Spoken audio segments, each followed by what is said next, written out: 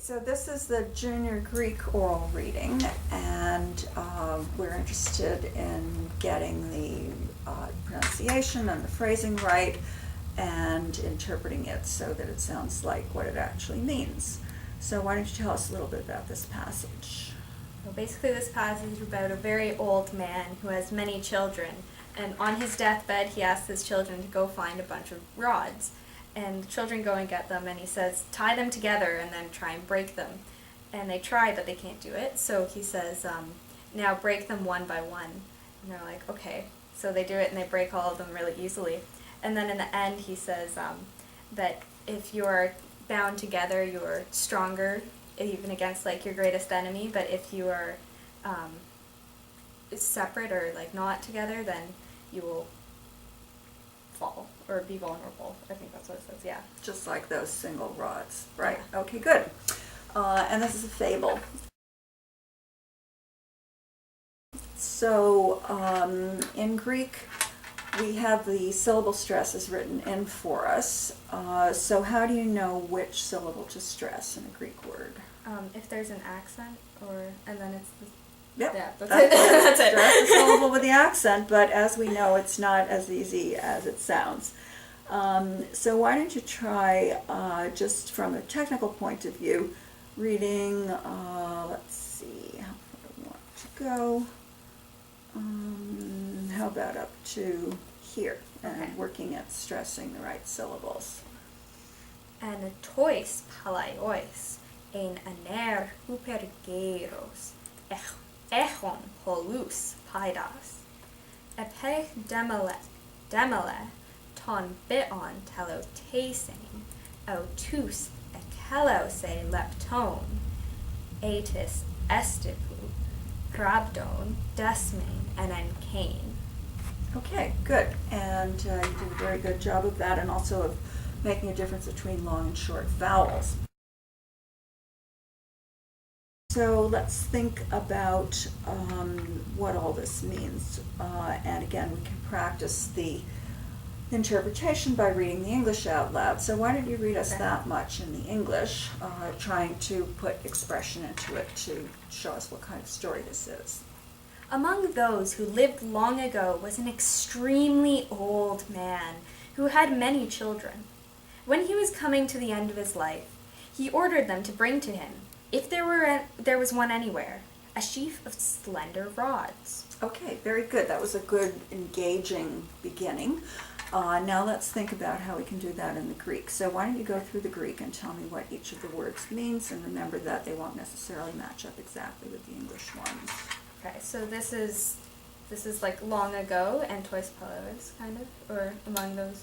Among those who lived long ago. Mm-hmm. There was ein, aner is man, Mm-hmm. and then hupergeros is really old, Mm-hmm. and then who had polus is many children, Uh-huh. and then bion is life. Mm-hmm.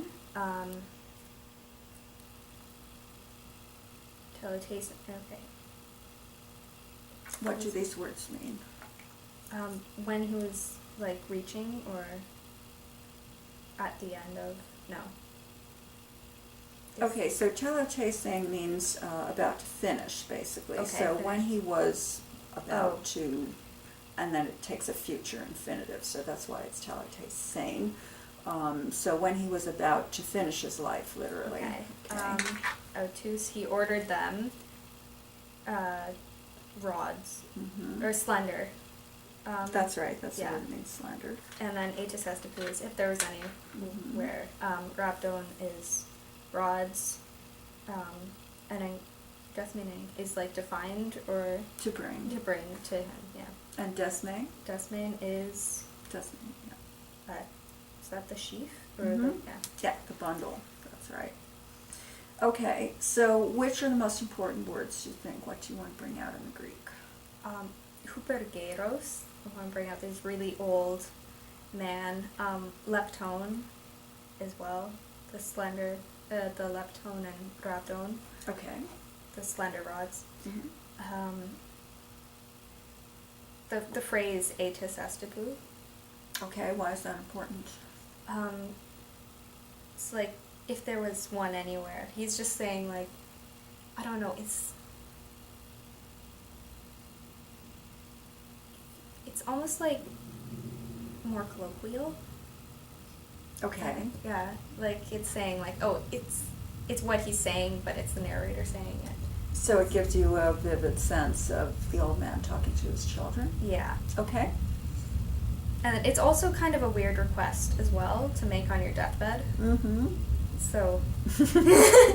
Okay, you brought that out well in the English, I thought. Mhm. All right, so which words will you stress in the Greek? You said leptone and then etis estepou and rhabdone. And hypergeiros. Mm-hmm.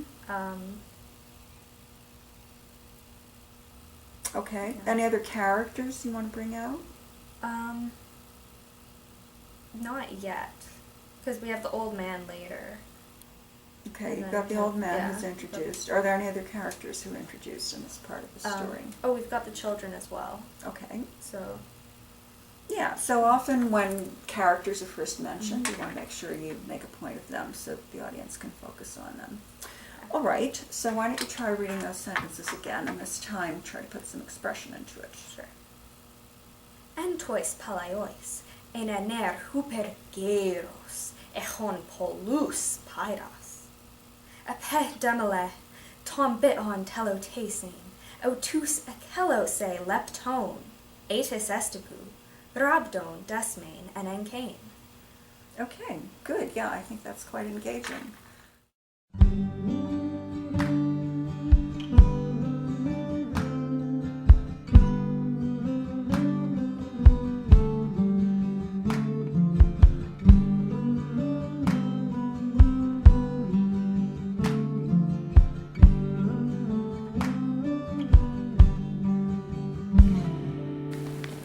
Can't assassin we are.